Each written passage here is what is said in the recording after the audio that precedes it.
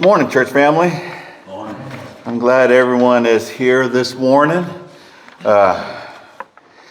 Almost end of May, and when I was driving here, it was like 62 degrees. That's that's crazy. And yesterday was even maybe a little bit cooler. It was just, but we'll take it.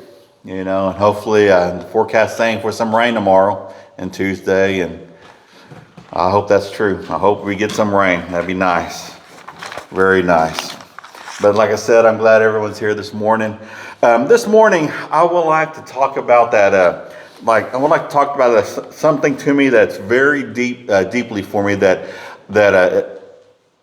I try to do and I don't do a good job of. It's just really that's in my heart that I need to do a better job.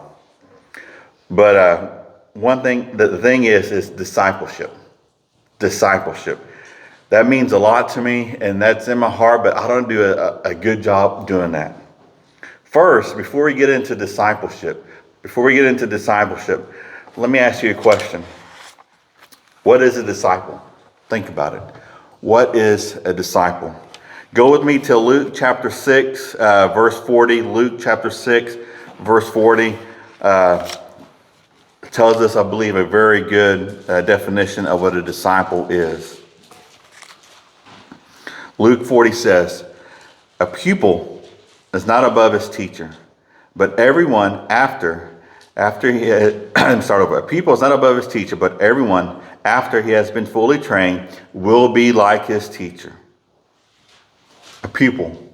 That's what a disciple is. A pupil is a disciple is a pupil. A disciple is a student. A disciple is an apprentice, a learner.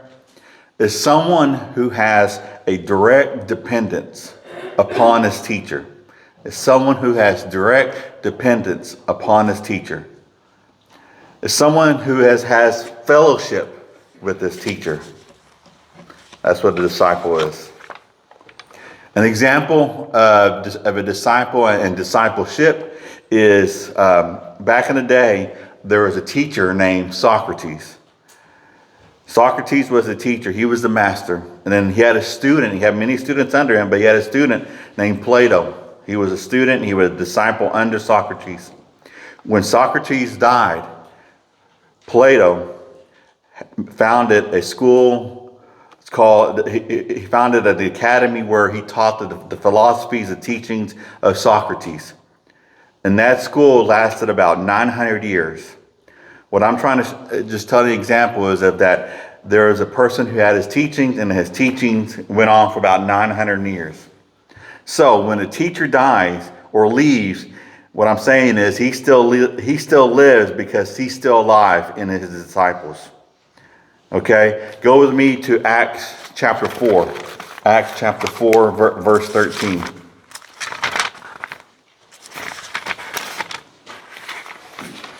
Acts 4, verse 13 says, now as they observed the confidence of Peter and John and understood they were uneducated and untrained men, they were amazed and began to recognize them have been with Jesus. I'm going to read that again. Now, as they observed, because Peter and John was in front of the Sanhedrin, in front of Jewish leaders, he says, now as they observed the confidence of Peter and John and understood that they were uneducated and untrained men, they were amazed and began to recognize them as having been with Jesus. The disciples of Jesus, the apostles of Jesus, people recognized them that they've been with Jesus. Even though Jesus was not alive at that time, those leaders, the Jewish leaders, knew that they've been with Jesus. Basically, they were seeing Jesus in their lives. They were seeing Jesus hearing Jesus in their words, seeing Jesus in their actions. That they knew that they had been with Jesus. Discipleship. Something that I don't do very good. And I believe something that the church has not done very good lately. If you think about it, over the years, unfortunately, our numbers have gone down. Pews have gotten empty. People are at home. People are doing other stuff on Sundays or on Wednesdays. Or you just even look at it, the way the way that our world is today, we don't have many disciples of Jesus Christ. Go with me to Matthew chapter 28. Matthew chapter 28.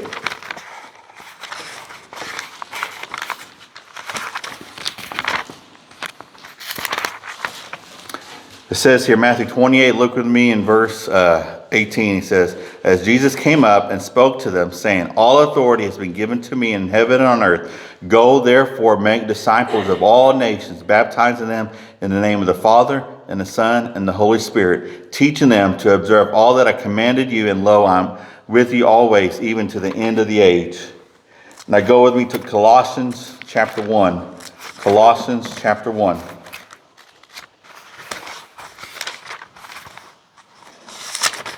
Look with me in verse 28. Colossians 1, and just start with me in verse 28. He says, we proclaim him, admonishing every man and teaching every man with all wisdom, so that we may present every man complete in Christ. Now go to Galatians chapter 4, verse 19. Galatians chapter 4, verse 19. My children, with whom I am again in labor until Christ is formed in you. But I could wish to be present with you now and change my tone, for I'm perplexed about you.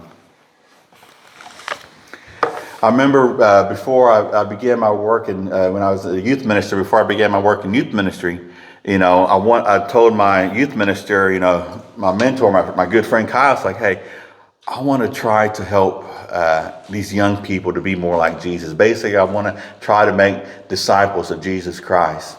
He said, I want you to do that. That's all well and dandy. But one thing he did tell me that I would never forget is that he says, the greatest disciple you're ever going to make is your own children. And I thought about that. That is so true. Because, McCoy, my little one, he's with me 24 hours, 7 days a week. He sees, what me and Amber do at home. And that's something that, I feel like, sometimes I fail to do that at home or when I'm driving or, because, I make mistakes. But as a church, are we doing that? Are we making disciples? Because we see here the scriptures I just read that, Jesus commands us. He says, go and make disciples, baptizing them in all nations, teaching them to observe. Then we see here Paul in Galatians and in Colossians where, he's trying to make people complete in Christ.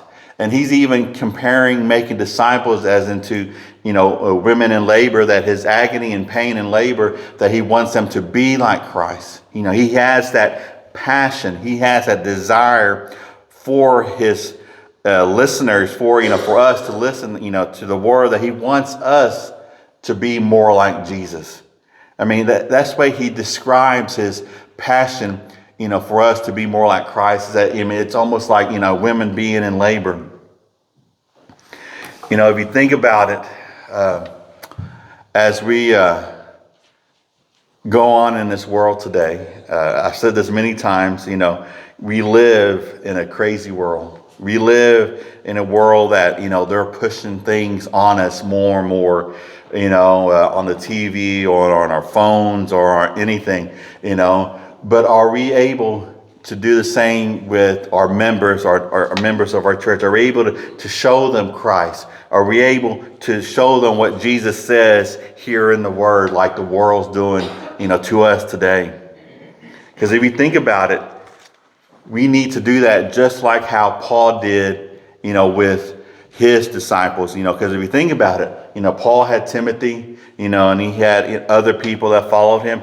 Go with me to 2 Timothy. 2 Timothy, look with me in verse 2.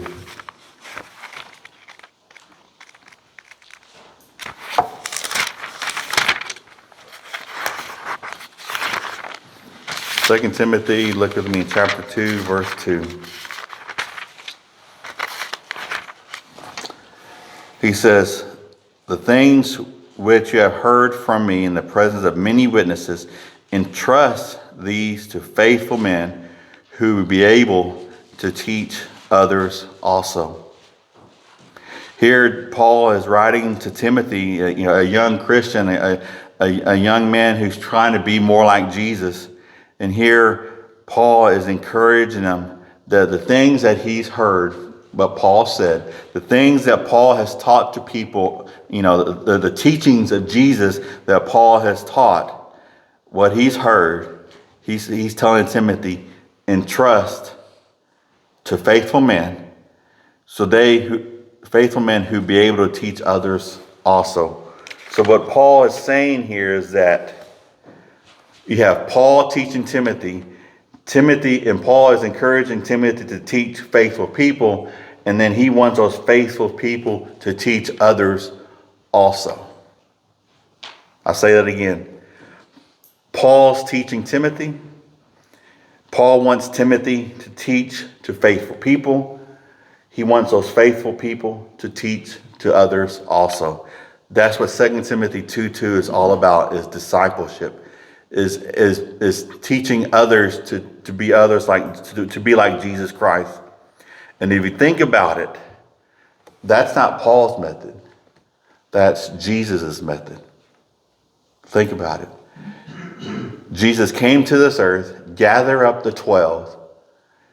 He prayed with them. He taught them to pray. He taught them about God's teaching, because if you think about it, the Sermon on the Mount, they were right there listening. If you think about it, they were watching and hearing as Jesus taught to other people, how Jesus was encountering people, on how Jesus reacted. He took only three people up to the Mount of Transfiguration. Peter, James, and John. And then in the Garden, Gethsemane, they were there watching and hearing. So they had intense training. They were able to see, to hear, and see how Jesus encountered folks. And Jesus wanted them to do the same way. Because, he knew that if they were faithful men, they were able to teach other faithful men.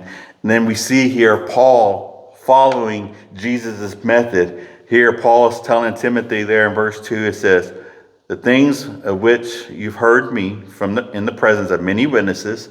So the things that Paul has taught, he says, entrust to the people you have, to the faithful men. And then to those men who Timothy taught, those people need to teach others also. So have I done a good job of discipling my child? No, I haven't. Have we done a good job making disciples or discipleship within our church? Probably not. And that's what I want us to look at this morning, is that are we following the methods, the teachings of Jesus? Because we can see it from the beginning. People just, absorbing the teachings of Jesus. In the Gospels, we see people just listening and just wanting to get near Jesus. And are we doing that? So hopefully this morning I have got you thinking about discipleship. Hopefully I got you to remember that a disciple is someone who fully bathes themselves into someone's teaching, and that's the teachings of Jesus. That's what a disciple is. And hopefully that we can teach that person to teach others, and so they can teach others. So I challenge you this morning to go back and look at 2 Timothy 2:2. Go back, look at Matthew 28, and then go back to look at how in Colossians 1 and Galatians 4, and how Paul is so passionate and so it wants that desire for them to be more like Christ. And are we have that same passion, same desire, just like Paul? And especially, are we teaching and are we have that same kind of method like Jesus? And like I said, we need to make disciples. We need to help people to follow the teachings of Jesus so that they can teach others. Now, if there's anything that we can do, anything at all, please come as we stand, as we sing.